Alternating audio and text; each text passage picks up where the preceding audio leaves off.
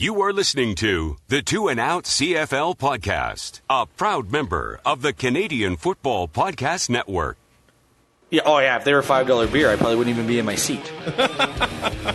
You just pound them. Yeah, I would just sit at the bottom of the stairs and go from the beer line to the mini donut line and just keep going back and forth.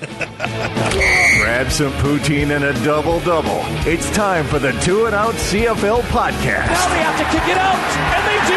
Every week, Travis Currah. Does anybody still care about this podcast? And Brazilian Ty. Hunters are people, too. Talk fantasy football, bring you the latest in CFL news, and sprinkle in a little bit of nonsense. Are you kidding?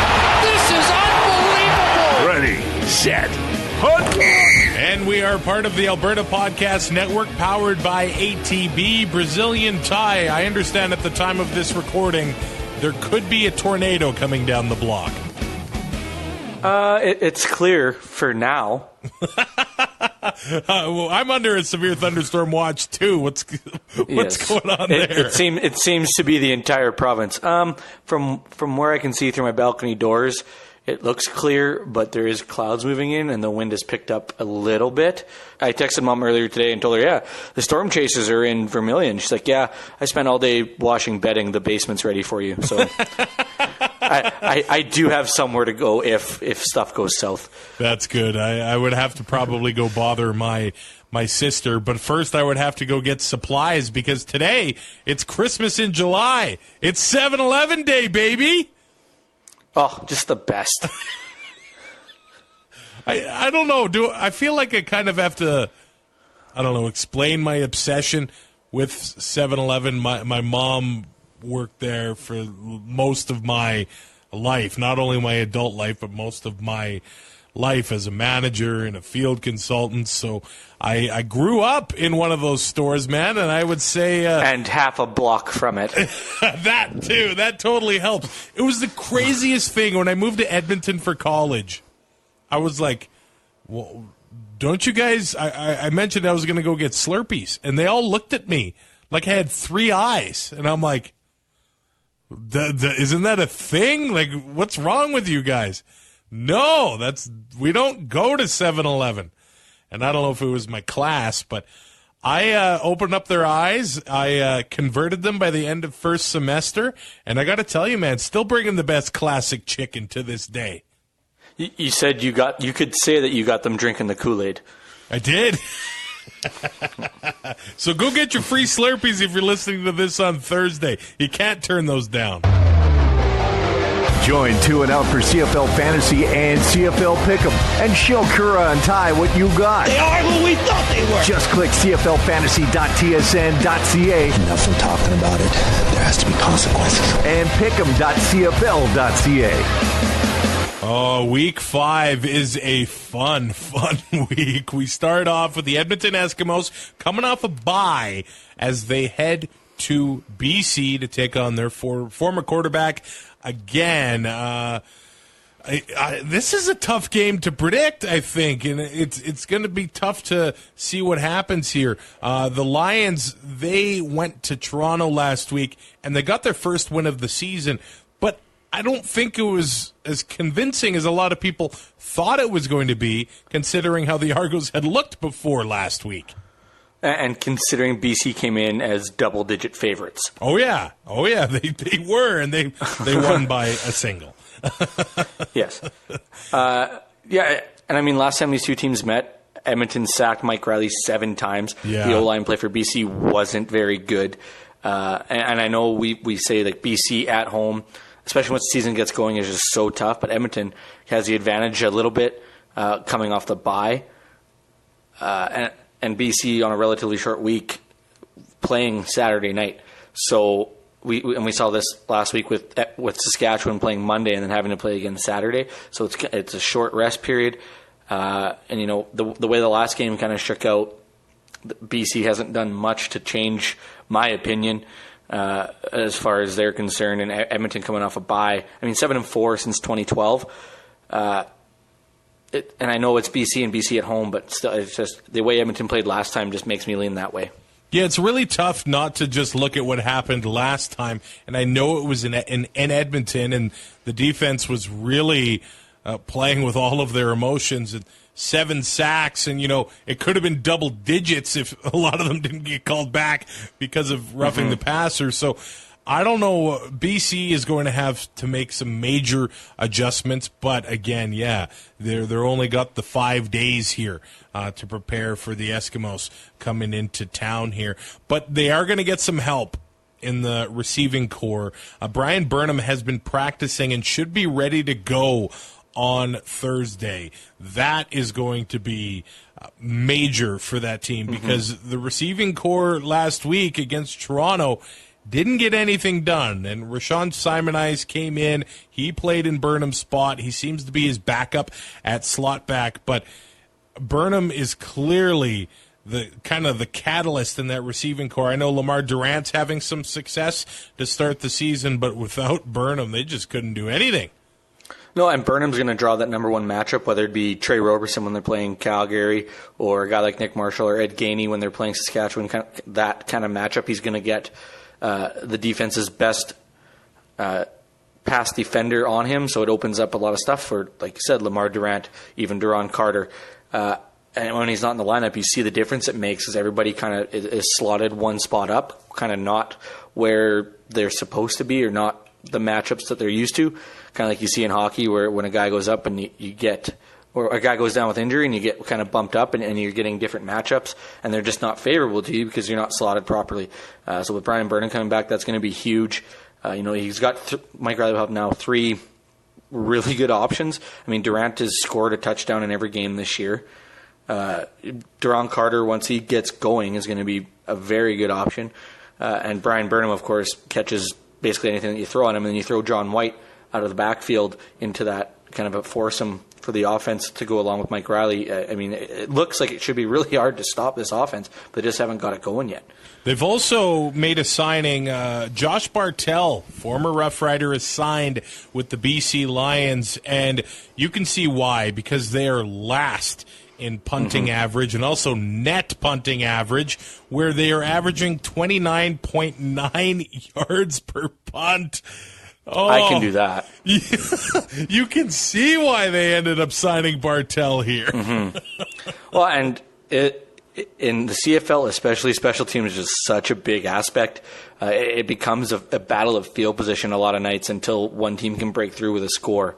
If you can pin a team deep and they can't do anything, it gives you a shorter field, and just it's easier to score points, obviously, with a shorter field. So if you don't have a guy who can get you, 45 to 50 yards on a punt, and some of that's going to be your cover team and everything too. But when the punt isn't going very far, it doesn't bode well for your special teams, and which doesn't bode well for your defense, having to defend such a short field. And if there's a positive for the BC Lions, it is that they have gotten John White going since that game with Edmonton last month, because their first game of the season against Winnipeg, John White had 4 carries. Then their game against Edmonton, he only had 8 carries. But since then, John White has shown that, hey, this is why it was such a big deal that the Lions ended up signing him, because against Calgary, he had a great day. He had 14 carries for 64 yards and a touchdown, but he also had 87 yards receiving. And then last week against Toronto, he had himself another nice week, 138 yards, 22 carries, 1 touchdown. If they're willing to commit to the run against Edmonton, that should be able to slow down that blitz. Oh, absolutely. If they can get John White going early and establish it and stick with it, the defense isn't going to be able to just pin their ears back and go after Mike Riley again. And now he's starting to get established. It helps going against the worst rush defense in the league in Toronto, allowing the most yards last week. That gives him a little bit of confidence, and maybe that gives the coaching staff confidence in giving him the ball more and getting him more touches. And like I said, if you can balance the offense a little, not be so pass heavy like they were early in the year, and letting defenses just pin their ears back, it'll make a huge difference for that BC offensive line. I do want to mention some off the field Eskimo news.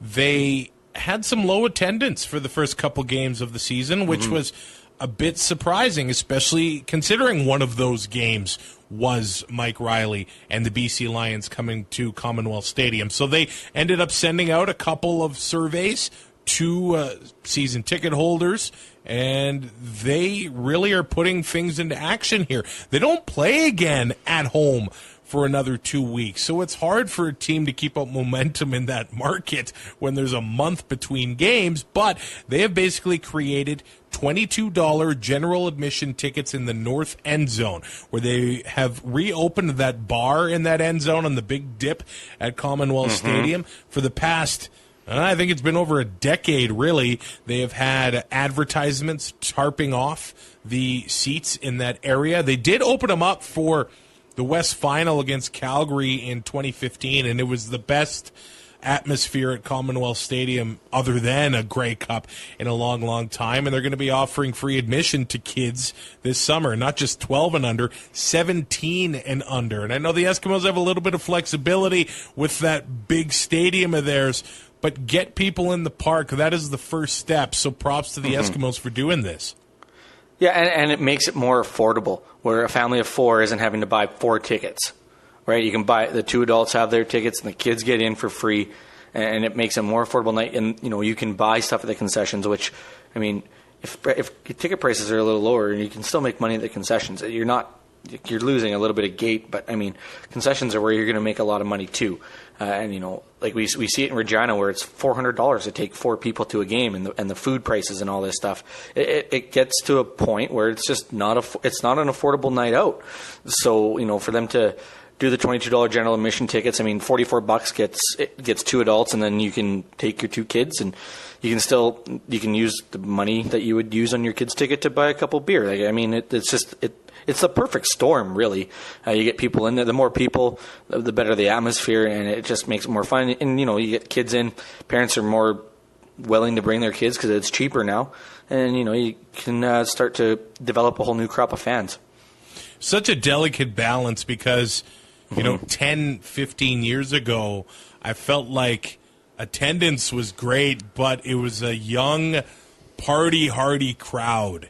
And it's like a college game. Oh, some of the atmosphere at those games, there were fights in the stands, there were streakers on the field, and I think that maybe pushed some families away. I have heard guys say that I'm not taking my kids to a Labor Day Classic in Calgary anymore because I know how it gets to be between Stampeder and Eskimo fans. So on one hand, you do want that awesome atmosphere at a game, but you want families to be able to go as well to bring up those young kids as fans for life. It's such a delicate balance here.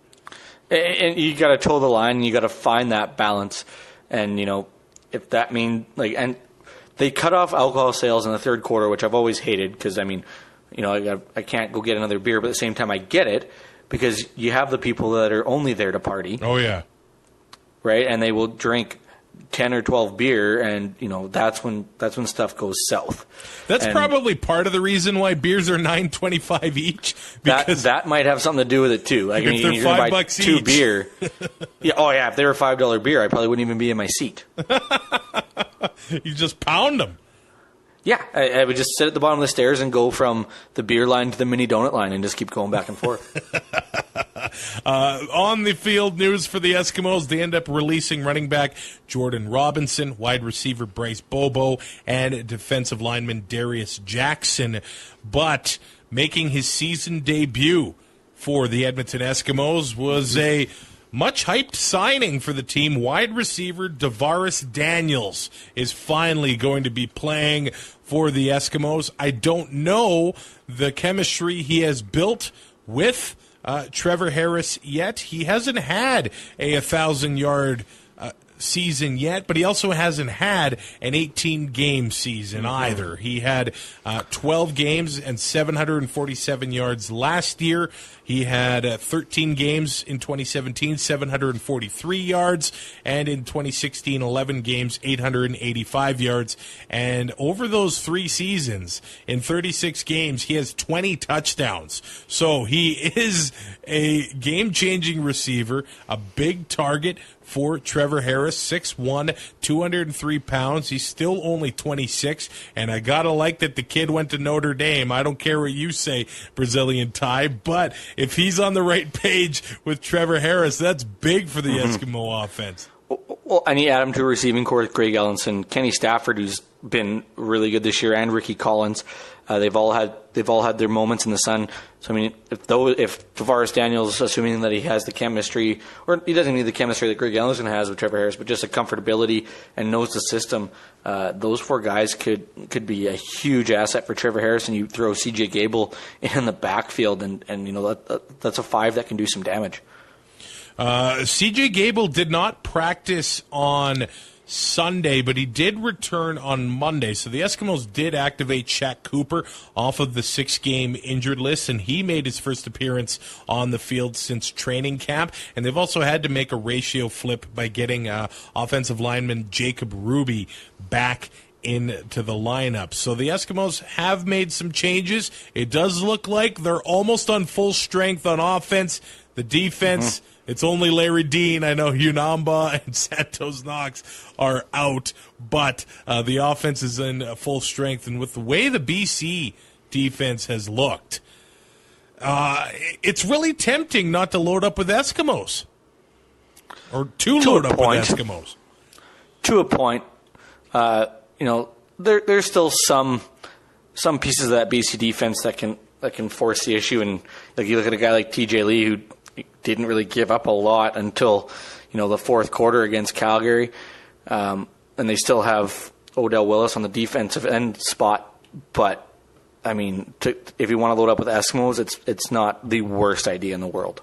The BC Lions do lead the league in a bad way in giving up passing touchdowns.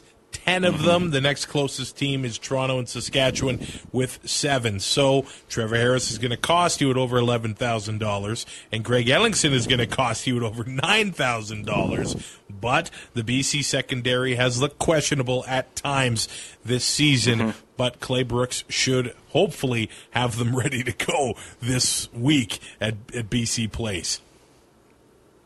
And you look at it, like Trevor Harris, like you said, over 11,000, 21.4 points in 8 starts against BC. Greg Ellenson averages 16.6 in his 12 games, and it's kind of a drop-off. And I mean, Tavon Smith in the one game that he's played against BC got 15.3 points, but his career average is 7. So, I mean, I wouldn't read too much into that sample size. Toronto is in Winnipeg for Friday Night Football. The Bombers are looking to move to 4-0 for the first time since 2003, and that Bomber defense has not allowed a touchdown in 10 quarters. After Toronto's loss to BC last week, they have made some changes. They have released kicker Drew Brown, who had a rough game against the Lions last week, and they have brought in Tyler Krapina. They've also released defensive back Cresden Butler, who was only there for about a week and a half on the practice roster. They've released Corey Poop Johnson and Tyrell Sutton. I feel like there's some talent there. I don't think he's done. I mean, they brought 7 running backs into camp, and they go with James Wilder Jr. as a starter, and then they don't give him the ball. Well, and he's not getting it done either. No, so I mean, there's other options, and they're not using them. They're basically just running with what they've come with out of camp, and now releasing Tyrell Sutton. I think he catches on somewhere. I mean, the cap is obviously going to be an issue, but and Cresden Butler and Poop Johnson. I mean, these guys have all been around and been in the league enough where they can contribute, maybe not as a starter necessarily, but definitely add some depth and some veteran presence on a roster. Wilder is younger. He's only 27 years old. He only has 22 carries through 3 games on the season, and you just look at John White, who had 22 carries last week. So it just goes to show you how they are really using him there. His yards per carry is 4.5 yards, and that's taken down by a rough week against Hamilton in week one when he had 6 carries for 12 yards. So we'll see if they really use him this week. I think they're going to have to start figuring something out there. But do you think Tyrell Sutton is a fit in Ottawa? And what about Cresden Butler going back to Saskatchewan after Solomon Means and his performance last week? That one, I was thinking to myself when I read the name that they released him, like he was serviceable in Regina, and from what we saw last week from Means, it's like, I think it would be an upgrade. How much of one? Don't know. It might be a lateral move. At the same time, he's, like I said, he's been around. He can contribute to any defense, really. And, even if he comes in and maybe doesn't get the playing time, he can kind of be like one of those, he can be like a mentor and help the younger DBs learn the game. It's tough to play DB in the CFL. It's a little ridiculous with the waggle and the speed. So, it just might be some adjustments that need to be made to a player's techniques and stuff like that, and he could be the guy that could help out too. I don't know if you want to bring him in just to do that, but I think he would play, and he'd probably be an upgrade, and maybe Means could sit down and watch and learn and practice too. The Bombers have signed defensive back Dondre Wright, who was a second-round pick for the Alouettes in 2017. It looks like Chris Matthews is going to miss this game. He hasn't been practicing. Looks like he has a finger injury. So it looks like Charles Nelson has been practicing in his spot. And Kenny the King Lawler. My favorite new player in the Canadian Football League, Kenny the King Lawler. Puppies! I was waiting for that. I don't know why I did that. I am so No, that's great. sorry. Now we have to put an explicit on the episode description. Thanks for that. So much for being a family show. Adam Bighill has not been practicing and actually looks like he could miss a second straight game. Matt Nichols, however, has been practicing after leaving last week's game in the third quarter. And you know what? You called me you told me you must be from Saskatchewan since you like, special teams players that don't contribute anywhere else. Mike Miller was named a Performer of the Week along with Trey Roberson and William Stanback. I just got to say, I am so happy that we had a special teams player and a defensive player finally get recognized as players of the week, because Roberson had a hat trick of interceptions earlier in the season, and they ignored that. Didn't get named. Yeah. When I saw the players or the performers of the week, come out, I was pleasantly surprised. With Mike Miller, with all the, did he not set a single game record for special teams tackles, and then Trey Roberson with 2 picks, or tied it? Yeah. Just the unsung hero. Well, I guess Trey Roberson not so much, but Mike Miller, just unsung heroes getting their due for performers of the week. Okay, so the Argos lose against Hamilton by 50. They lose by 25 to Saskatchewan. They lose by 1 last week. I don't think they can lose by half a point. What do the Argos have to do to win? Because the Bomber defense, they seem to not mind giving up yards, but they are not giving up points. No, they need to figure out their quarterback situation, because James Franklin was not good. McLeod Bethel-Thompson hasn't been that much better. And when you have guys like S.J. Green and Darrell Walker and you can't get them the ball, it just seems like a complete waste of money. Well, hold on here. I don't mean that as an insult to those two guys.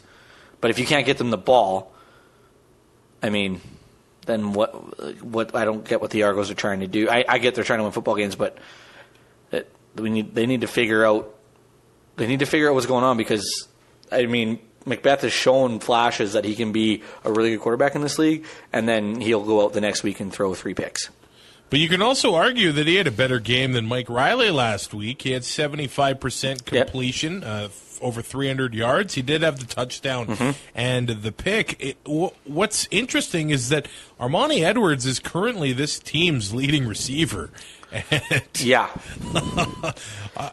I love Armani Edwards. I mean, I'm not insulting him, but how long can the team, continue to do what they're doing when he's the leading guy? Well, if he's going to be the leading guy, this team isn't making the playoffs. Well, I think that's safe to say. You got to think Darrell Walker and SJ Green are drawing those two. The two best corners. So I mean, it's leaving Armani Edwards with a favorable matchup, which is great. But you have to find a way to get Walker and Green going, and your big horses have got to run at some point. Do the Argos have a chance here? Nope. No, isn't that what you said last week about Montreal and Hamilton?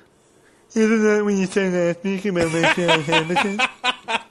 I think that the Argos, they're probably going to put up a fight, but in Winnipeg, Winnipeg wins this going away. It's going to be, the only question is, like, which Bombers do you want in your fantasy team? Well, we'll get to that later because I have a bit of a screwball to throw at you. Okay, I like screwballs. The Argos have given up 7 pass touchdowns. They are giving up more than 380 yards a game through the air.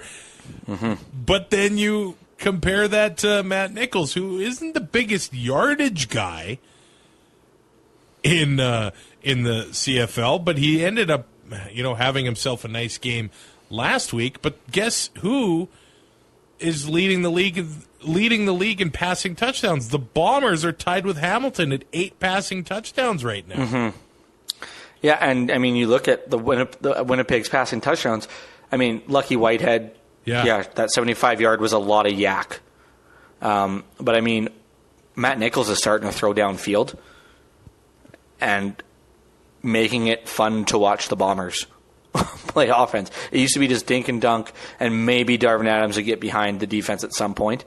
But now he's just throwing it up, and it's a lot of fun, and it's putting a lot of pressure on defenses because they can't just focus on stopping that pass because, surprise, Andrew Harris will rip off a 15-yard run.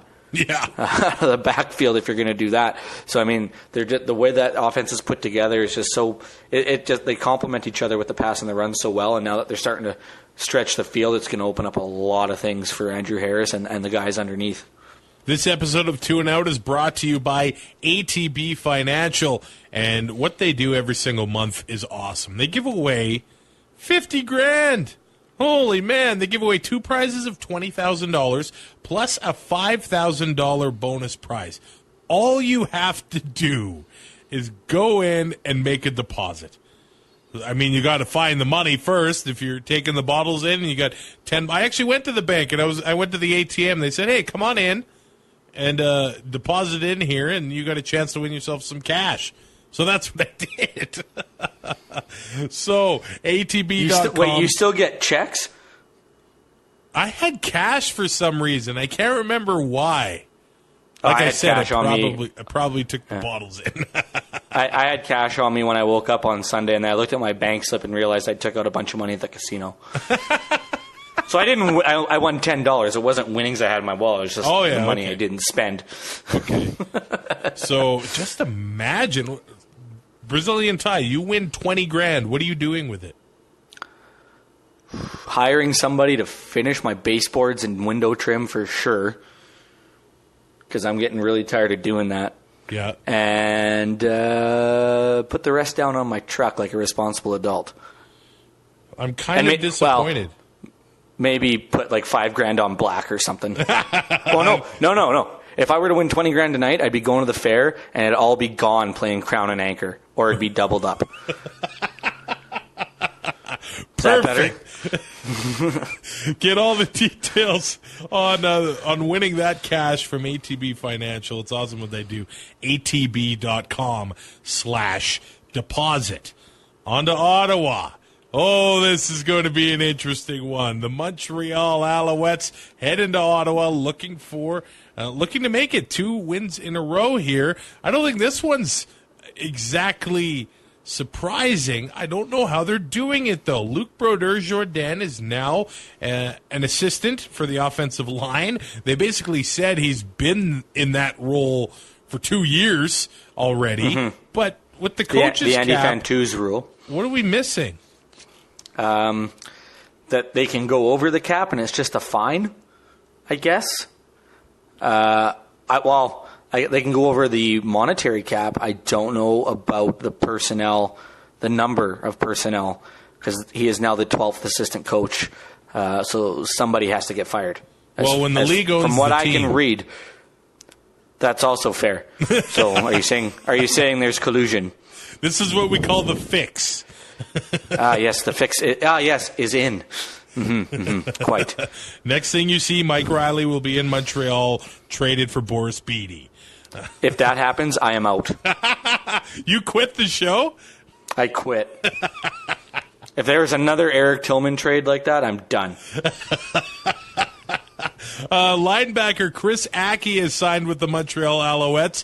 That is a big deal for this team. He was traded to Ottawa last year basically as a rental for a second-round draft pick. Now he's back. So, Ty, give Kavis kudos right now. No. Why? Because this happens all the time. All the time? You see guys get traded at the deadline for a rental, and then they end up not re-signing, and they come back to their original team that traded them. It's not that big of a deal. Granted, this makes Kavis look like a freaking genius compared to what else he's done. Not including free agency, because, Taylor Loeffler is a great pickup. But, everything else that he has done since he's been there, this is the best move he's made. Second best move he's made. What's the first So best I'll give move? him that. Signing Taylor Loeffler in the offseason. You love him just as much as I love Drew Willie. Taylor Loeffler? Yeah. Yeah, because he's the man. So's Drew. He is the Chance Bensmiller of the CFL. He's just so cool. And speaking of Taylor Loeffler, they've pulled him off the 6-game injured list, and he's going to play. So they had to make some moves because they got to pay. There's going to be no cap relief there. They released wide receiver Felix Faubert-Lucier, which is really interesting because he was starting last week to getting released. TJ Graham, linebacker Jason Hall, and defensive lineman Fabian Foote. They've also put linebacker Glenn Love on the 6-game injured list. How much is Taylor Loeffler making? Well, he's getting a lot. I bet you it's close to 200.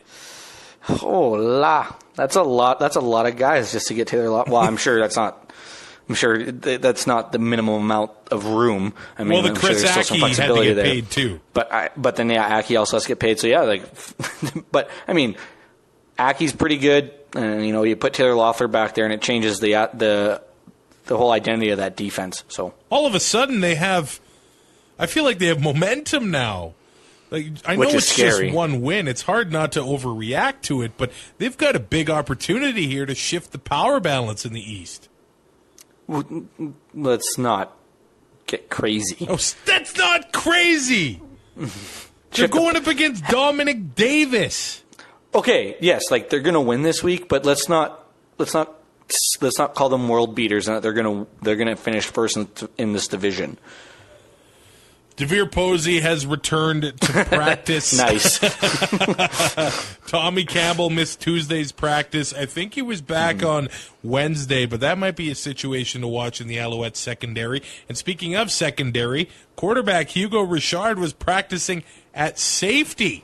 So it looks like maybe they're going to try him out around the field and try to get some depth or Canadian depth at other positions and take advantage of his athleticism. And this is interesting, too. And next year they're going down to 2 quarterbacks, right? So This might give him a chance to stay on the roster as well. We saw it in Saskatchewan. Bennett was making special teams tackles, so a lot of teams are probably going to try this. And Antonio Pipkin was actually back practicing, but Vernon Adams still got the majority of the reps with the starters and is expected to start against Ottawa. As for Ottawa goes, they made some changes. Kick returner Ryan Lankford got released. He had a rough game against Winnipeg last week, especially with the Justin Medlock. We're getting that punt out of bounds. Yeah. And they've also signed linebacker Jeff Knox Jr. to their roster. So both teams making some moves and kind of trying to beef up before this big game. I mean, the Red Blacks, I feel like if they shut down William Stanback, then they should have Montreal under control. I would agree with that. And you can never. It's never a bad thing to add to your linebacking, whether it be with starters or depth. It's always good. I mean, it's a super physical position. Guys, have to miss plays all the time. Kick returners, unless you are a Brandon Banks or a Steph Logan, you're not going to get forgiven for a lot of things, for a lot of mistakes. And that mistake was huge, and it made Ryan Lankford look really bad. And Ottawa was quick, and he was gone. So, I mean, both these moves make perfect sense to me. Now, Ottawa is giving up pretty much, I think it is exactly 100 yards on the ground a game.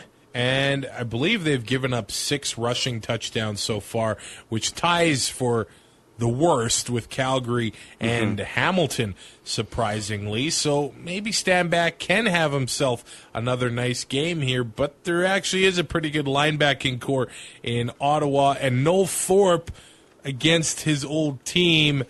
I know they've had, probably 7 or 8 coaches since then, but...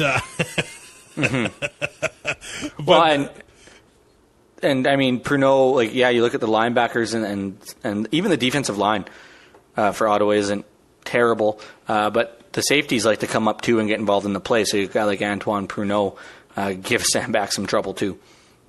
I still find it hard to trust anyone from Ottawa in my lineup just yet. I was actually tempted to start Dom Davis, but because the Owls are giving up over 400 yards through the air so far. And I can't do it. Not after last week. I know, and I feel like I don't know if I'm overreacting to last week, but I have a tough time doing it. I really don't mind R.J. Harris or Dominic Rhymes, though. They seem to be getting a lot of targets, and I won't trust Sinopoli either just because of the amount of money he costs. Well, 81-30 to put him in your lineup. He's played 16 games against Montreal, averaged 4.8 points. That's not great. Interesting. And then Moses Madu in his 2 games, though, has averaged 20.8 and is only 63-70. Very interesting because, but Madu, I know it was against Winnipeg. I know that, but he only had 6 carries. The Red Blacks need to get back to what they did with Madu earlier when they were giving him, 20 carries. And start winning the battle on the line of scrimmage, and the rest will come. That's what this game is going to be. Both teams have played with all Canadian offensive lines, and both teams at times this season have just rushed the ball so much. I think that this game could be the hardest hitting game of the week. Yeah,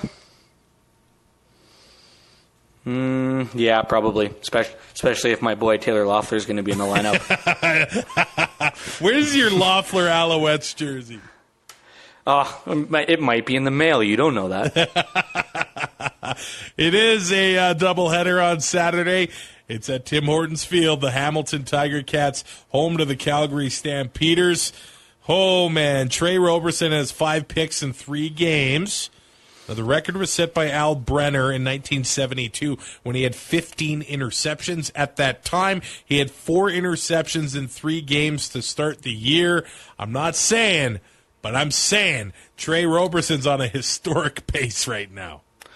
How many games in 1972? Well, I don't think they were playing 18. They were playing 16 fair at the time. So, yeah, it's just under one per game then. That's impressive. This could get interesting. This could get real interesting. Well, here we go. The West actually played 16 games, but the East played 14. Oh, yeah, because the West travel was so much easier, right? So I feel like when we get to the 16-game mark, we'll have to look at Trey Roberson and see, hey, what you did. I think he'll finish with something closer to 10 or 11. Because guys are going to stop throwing over there. Yeah, that's right? Going to be a thing, yeah. Yeah, it's what's going to happen. They're going to be like, well, he had 2 last week and 3 the week, but yeah, let's just not target over there today unless, we can get behind him or, run a pick play that hopefully doesn't get called. The Calgary Stampeders went into last week's game against Saskatchewan very banged up, but then all of a sudden they looked like what they looked like last year. They looked like the Calgary Stampeders. Yeah, they totally did. Juwan Breskison was practicing, but he is still questionable for Saturday's game. As for Hamilton, Sean Thomas Erlington had surgery on his knee. They're saying it's not an ACL injury, so he's on the 6-game injured list. They're hopeful he'll be able to return before the end of the season. Simone Lawrence had his hearing on Tuesday. It was 10 hours long. They're hoping to have a decision by Saturday's game, but there are people expecting him still to suit up for this game. 10 hours. What is there to figure out? Nothing. I get that they have the right to appeal, the whole union aspect of it, but 10 hours is ridiculous. The fact that we've had to wait this long for this hearing is ridiculous, and the fact there's still no decision is an absolute joke. I'm hoping it's making my head hurt. I'm hoping that they'll figure it out, but I feel like if it doesn't come out by the end of day Thursday, they're not going to say on Friday when the depth charts are out that he's playing. So if it doesn't happen early on Thursday, Simone's playing, I'm pretty sure. Yeah. We're not going to get an Adrian Wojnarowski tweet at 2 a.m. Yeah. Saturday morning saying that he signed with the Clippers. I mean, that he's playing. Braylon Addison was at practice, so he's set to be playing again on Saturday. I think that gives a little bit of a hit to Jalen Acklin, who had a big game last week. He's still 2,500 on TSN CFL Fantasy, but now all of a sudden I'd put him 4th in the pecking order behind Banks, Tasker, Addison, and Acklin. But, anything could happen when they want to spread the ball around. And, hey, maybe they do want to avoid Trey Roberson, so all of a sudden he moves up that pecking order a little bit. Yes. Well, I mean, the receivers they have in Hamilton is it's not fair, if we're being completely honest, right? And we see the same thing in Calgary where it seems it doesn't matter who gets hurt. There's somebody to replace them, and they're just as good. But, yeah, Acklin, heck of a week last week, but if Braylon Addison's going to be in, I mean, their top 3 receivers, and then Jones and Coombs become more of that complementary role, and I don't know if there's room for Acklin there. Now, we got to talk about the running back position. Who are you trusting more in your fantasy lineup? Malik Irons or Anthony Coombs? I want to say Irons because I think he will get the start at running back. I know we saw Coombs come in and do his thing, but if they want to get Irons going and get the run game going to help out Masoli, not that he needs it, with the receivers he has, I think I take Irons, and Coombs, like I said, becomes kind of that complementary receiver on the depth chart, like either 4th or 5th option kind of idea. Now, Coombs got the bulk of the work last week, and he looked really good. He does add an extra threat at receiver. It's going to be. I wonder. Sorry, I wonder if that's more of the idea that he's a veteran, and for him to come in middle of the game, or well, I guess not middle, but the start of the game, when Malik Irons wasn't getting the number 1 reps all week leading in because obviously Sean Thomas Erlington was, but now we've had a week where Malik Irons, if he is going to start, he's been getting first team reps. So I wonder if that Coombs thing was because he was the veteran presence. Well, and I think that Irons probably had more special teams duties that he had practiced all week. Yes. And things might be different this week. I feel like there's more of a likelihood that Coombs has a bigger game, like a 35-point monster breakout, but there's also more of a likelihood that he does nothing, like 2 catches for 12 yards. He gets like 6 targets, 2 catches for 12 yards, and maybe a lost fumble. So it'll be interesting to see when the depth chart comes out tomorrow from the Tiger Cats. But both of them come under $4,000, so you're not putting a big investment with either player there.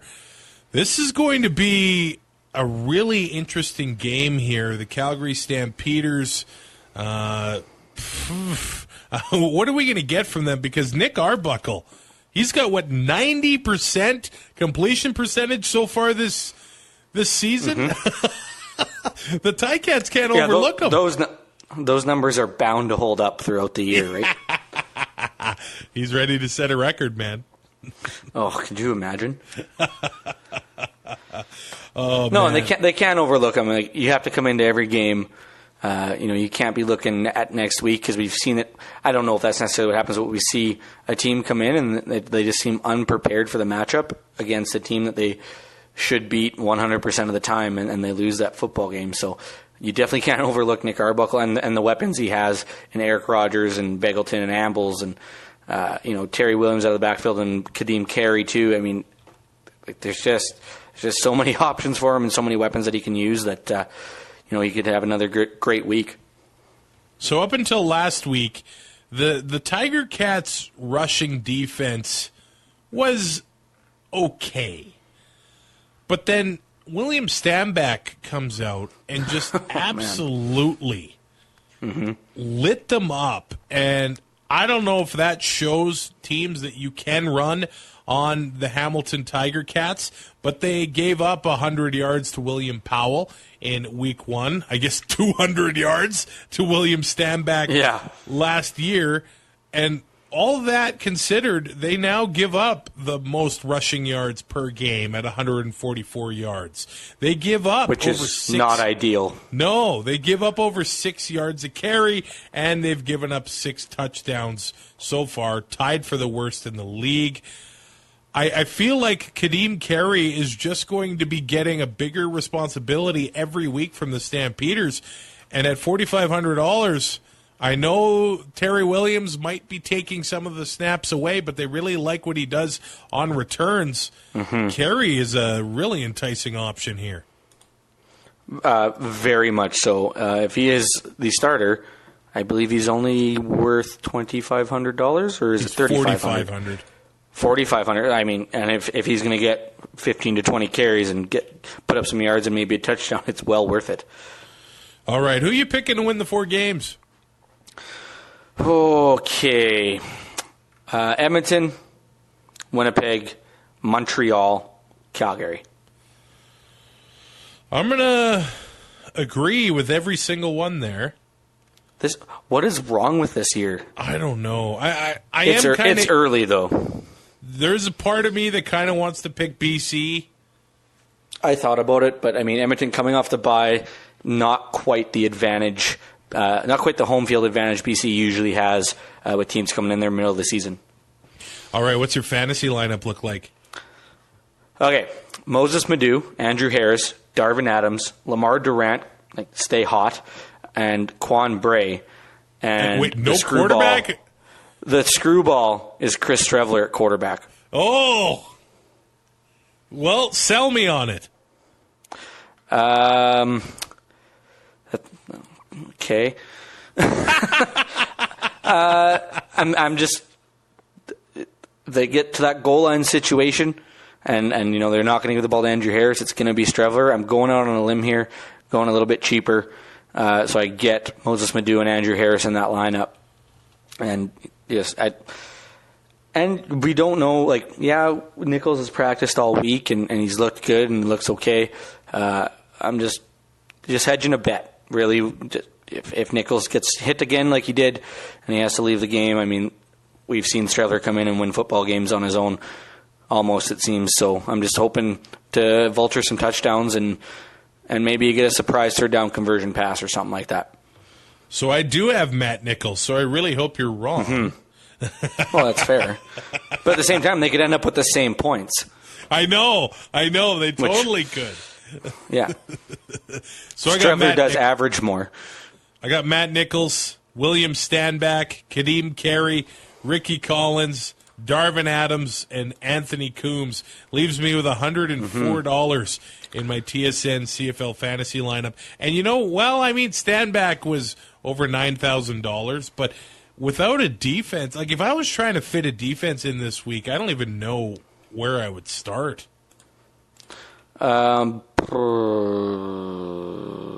Maybe Montreal. Yeah, at 30, that's still 38-43. I mean, you're not going to start Ottawa. You could. You don't want to start Hamilton against Calgary. You definitely don't want to start Edmonton against Mike Riley.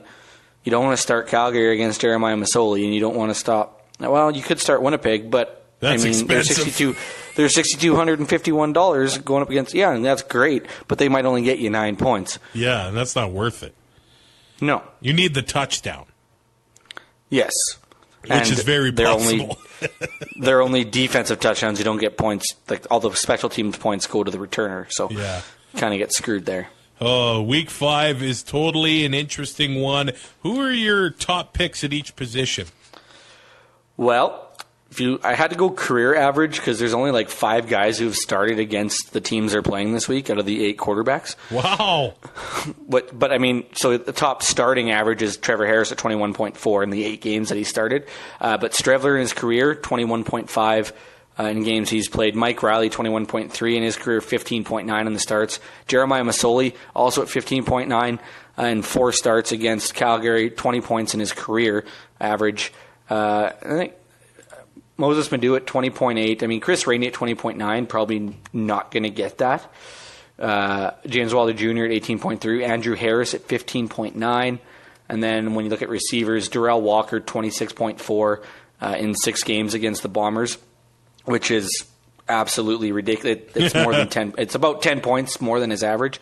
Darvin Adams almost doubles his average at 23.6. And Reggie Bagleton at 18. And then Greg Ellenson, just because... with the chemistry he has with Trevor Harris at 16.6 in the 12 games that he has started against BC. You going to have this on 2andout.ca? It will be up either late tonight or early-ish tomorrow morning, depending on if this storm knocks all of my internet out. All right, awesome. Hey, Kyle Marshall put together a recap of Saskatchewan's loss against Calgary last week up on 2andout.ca. You can find all the podcast episodes there as well. And I guess I should mention that it's you versus me in the Canadian Football Podcast Network Fantasy Challenge. Not going to be a lot of love lost this week, eh? So we got the 2 Bomber quarterbacks going against each other. If I beat you, you're going to be so mad. Man, I'm going to copy your lineup and just put Nichols in. You can't. Because I can't afford it? Nope. Damn! I've only got $390 left. Oh no! So suck it, Travis.